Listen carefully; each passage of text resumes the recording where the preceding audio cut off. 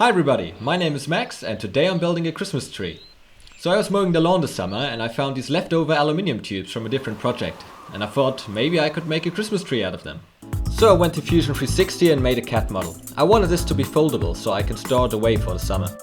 I designed these two wooden rings. One is fixed to the stem and the other one can slide up and down. The great thing about Fusion is that it has a built-in CAM module. That makes it really easy to transfer your designs to the CNC. You can find all of these files in the instructable in the video description. So, let's cut out the pieces. I'm using my CNC for this, but you could also do it with a jigsaw and some chisels.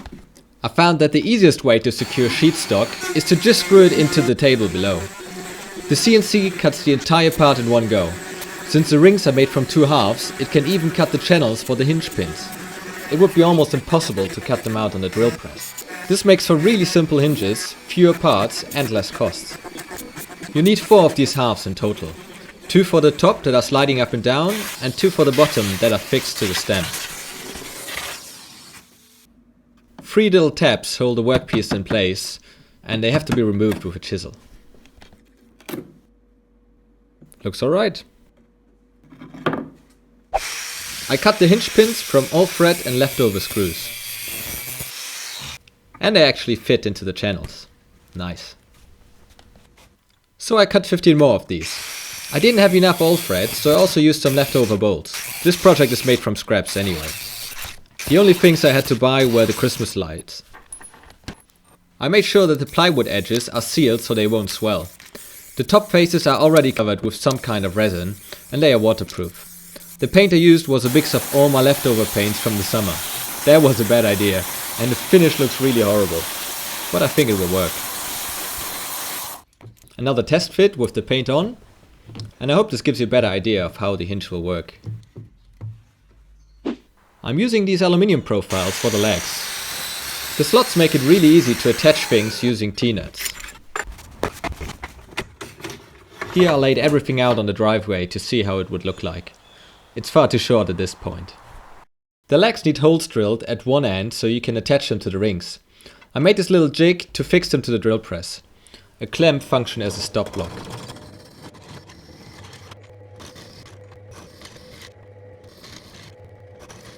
This saved a lot of time since I had to drill 16 holes. 8 for the legs and 8 for the diagonal members. Now that all the parts are cut, you can assemble them. I'm really happy with this design, because adding store-bought hinges would take so much more time. Each of them would need 4 screws and corresponding holes in both the aluminium and the wood. That would also have meant that I would need a tool change for a smaller diameter drill in the CNC. I fixed the bottom ring to the stem with a screw. Where the legs meet the diagonals, I used metal hinges.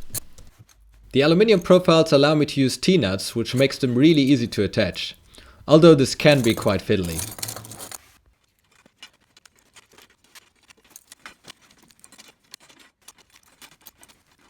The good thing is that I can adjust them later on. And there's no drilling required.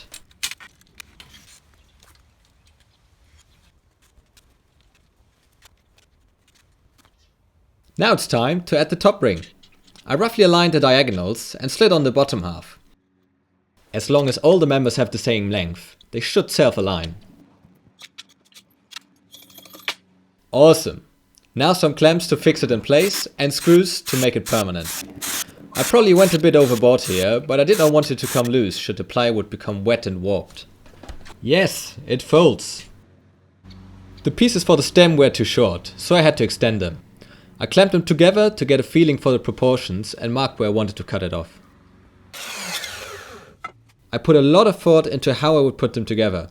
The profile needs to stay unchanged, so the rings can still slide over it. So I made a spline joint using a wooden plug. It took a bit of trial and error to get the fit perfect. I rubbed some old varnish into the wood to protect it from the elements. I'm not sure how this will hold up. I guess it will be alright, since it will only be outside 1 month every year, where the rain will be frozen anyway. I fixed the plug only to one tube. That way I can make sure that it extends equally far in both directions after I slide them together.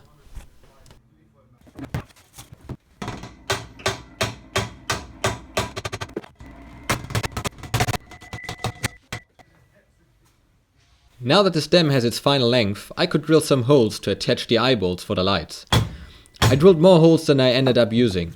4 is enough. That means 2 strands of light share 1 bolt. Look at that horrible surface finish inside of the holes.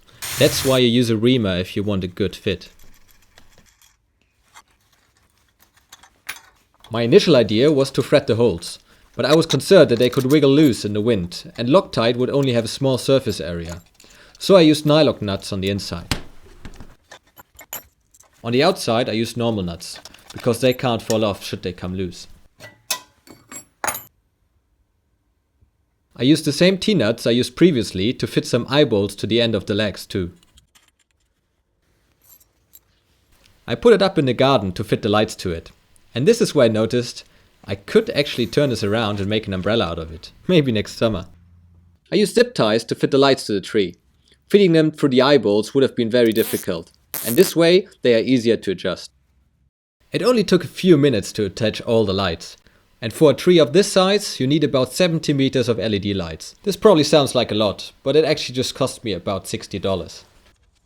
I'm super happy with how this turned out. If you want more detailed instructions, I put a link in the video description, together with the CAD files.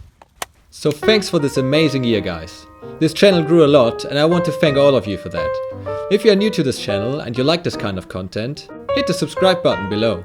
Have a nice Christmas.